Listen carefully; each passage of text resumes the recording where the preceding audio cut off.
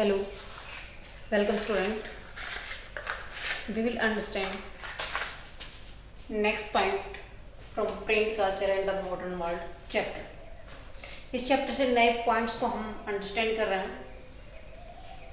Next point हमारे पास है बेटा the print revolution and its impact. Print revolution आ गया और उसके बाद में क्या क्या इफेक्ट हुआ सोसाइटी में. प्रिंट रिवोल्यूशन इट मीन से प्रिंटिंग की हुई बुक्स की बाढ़ आ गई, तो उसको हमने क्या नाम दिया, प्रिंट रिवोल्यूशन. सोसाइटी के अंदर उसका क्या इम्पैक्ट रहा, तो पहले प्रिंट रिवोल्यूशन से क्या इफेक्ट रहा.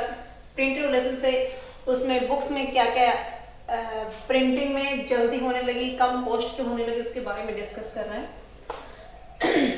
Reduce the cost of book, क्योंकि कम टाइम में और कम लेबर में जो बुक्स तैयार हो गई तो उसकी कम कॉस्ट हो गई. Second, come down the time and labour consumption. Time और लेबर कंजप्शन भी कम हो गए. Okay. Flood of books in the market. Market में बुक से ज्यादा पहुंचने लगी. रिसाइट बुक्स में क्या होता था, ब्लड्स. इट मीन्स हमारे पास जो ट्रेडिशनल गीत गाथा है वो नरेट द फोक टेल्स. हमारी ट्रेडिशनल सिस्टम में जो कहानियां आदि आती हैं उसके बारे में, यानी कि ट्रेडिशनल सिस्टम को उसमें दिखाया जाने लगा उस बुक्स में.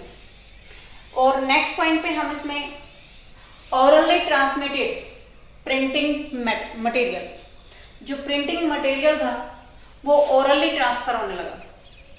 इसमें रीडिंग और लिसनिंग दोनों का इंटरमीडिएट होता था, दोनों का आपस में एक दूसरे से गहरा लिंक था. एक पढ़ता था रीडर और जो लिसनर थे वो सुनते थे. अब नेक्स्ट पॉइंट पे हमारे पास आता है बेटा religious debates and the fear of print.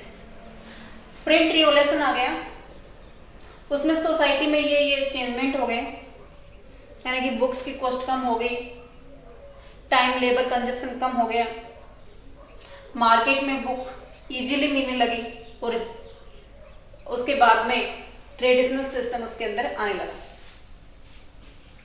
Next point पे हमारे पास जब प्रिंट कल्चर आ गया तो हमारे रिलीजियस के अंदर उसमें एक डर हो गया. लोगों ने अपने आइडियाज सर्कुलेट करने लगे. जो रिलीजियन सिस्टम था उसके अपोज में उनकी आवाज बुलंद हो गई. इसके अंदर क्या होता है, जब प्रिंट कल्चर आ गया तो उस प्रिंट कल्चर से लोगों के आइडियाज पे कोई कंट्रोल नहीं होता था. प्रिंटेड क्या हो कैसा हो, सभी लोग अपने ढंग से प्रिंट कर रहे थे. और प्रिंट कल्चर से उनका जो लिटरेचर था, वैल्यूएबल लिटरेचर, वो भी डिस्टॉर्ड होने लगा. इट मीन्स लिटरेचर, आपकी जो सोसाइटी बनी हुई है, जो ट्रेडिशनल सिस्टम अर्ली मैन से आज तक आपके पास जो आपका कल्चर है वो कहाँ से आता है, वो लिटरेचर से आता है. हमारी सोसाइटी कैसी होनी चाहिए वो लिटरेचर से ही आता है. तो वैल्यूएबल लिटरेचर था उसके ऊपर भी खतरा मंडराने लगा, क्योंकि उसके अगेंस्ट भी लोगों ने अपने अपने ढंग से अपने व्यूज प्रिंटिंग के माध्यम से लोगों के पास पब्लिश कर दिए. अब उसके बाद में क्या होता है, इन 1517 में मार्टिन लूथर कौन था, ये प्रोटेस्टेंट रिफॉर्मर था. प्रोटेस्टेंट रिफॉर्मर लूथर था. उसने क्या काम किया था वो सुनिए. जो कैथोलिक चर्च थे, रोम के Catholic church, it means Christian जो रिलीजन है वो 2 पार्ट में डिवाइड है. एक कैथोलिक और दूसरा प्रोटेस्टेंट. तो ये प्रोटेस्टेंट जो रिफॉर्म था उसने कैथोलिक के ऊपर उसके क्रिटिसाइज करना शुरू कर दिया. उसने 95 थीसिस निकाला. यानी कि अपनी आवाज को उसने पब्लिश किया और उस पब्लिश में 95 थीसिस उसने दिए। 95 थीसिस को उसने उस चर्च के सामने लटका दिया और उसकी पावर को चैलेंज किया या उसकी क्रिटिसाइज किया। उस लोगों ने उसकी पब्लिश की हुई बुक्स को काफी लाइक किया। उसने जो नई ट्रांसफॉर्मेशन से जो न्यू टेस्टामेंट तैयार किया था, जिसके अंदर रोमन कैथोलिक चर्च के अगेंस्ट में आवाज व्यूज दिए थे, वो बहुत जल्दी ही कुछ ही वीक में 5000 कॉपीज उसकी सेल हो गई। उसके बाद में सेकंड एडिशन निकाला जो 3 मंथ्स में ही पब्लिश हो गया था, यानी कि लोगों ने काफी उसकी जो कॉपियां थी वो परचेज की।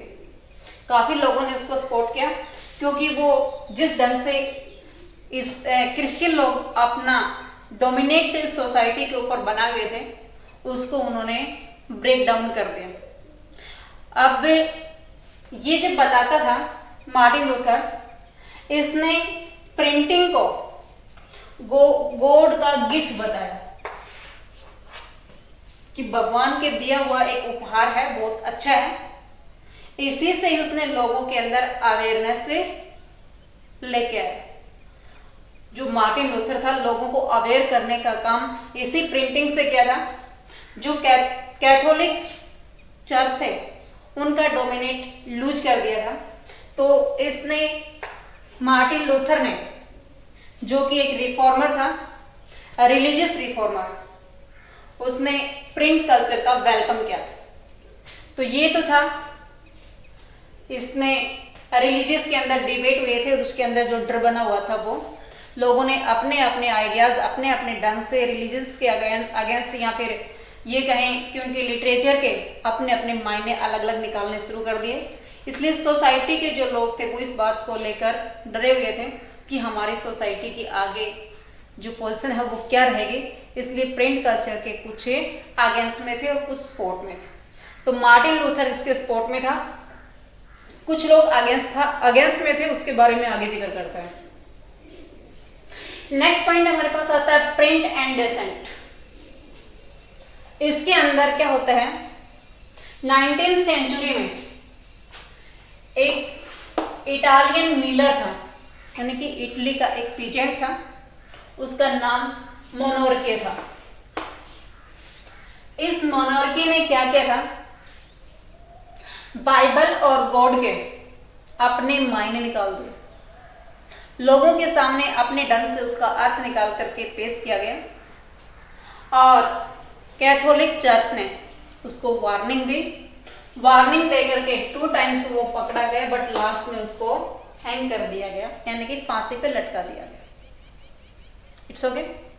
अब फिर कैथोलिक चर्च ने इंक्विजिशन, एक इस प्रकार का मूवमेंट स्टार्ट किया जिसके अंदर बाइबल के, गॉड के या फिर चर्च के अगेंस्ट जो भी आइडियाज होते उसको पनिश किया जाता था। तो उसके अंदर मोनार्कों को पकड़ा गया और फांसी पे लटकाया गया। इसके बाद में आगे उन्होंने कुछ बुक्स को प्रोहिबिटेड कर दिया, छापने के लिए मना कर दिया, और जब लोगों ने उसकी बात नहीं मानी तो उन्होंने उसको इंडेक्स कर दिया, उसको लिस्ट तैयार कर ली कि ये बुक से अभी नहीं पब्लिश होगी। और ये काम किया 1558 में, 1558 में रोमन कैथोलिक चर्च ने कुछ प्रोहिबिटेड बुक को लिस्टेड कर दिया, उसको पब्लिश करने से रोक दिया। यहां मार्टिन लूथर के बारे में पढ़ा था, जो प्रिंट कल्चर का वेलकम किया था। यहां आगे पॉइंट हमारे पास इरेस्मस आता है।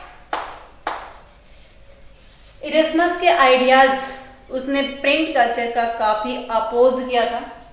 उसने एक बुक पब्लिश की थी, एडिज, 1508 के अंदर। उसके अंदर उस बुक में उसने बताया कि बुक्स है वो स्वार्म्स है, मधुमक्खियों का झुंड है, जहां भी जाती है ये गंदगी ही फैलाते हैं।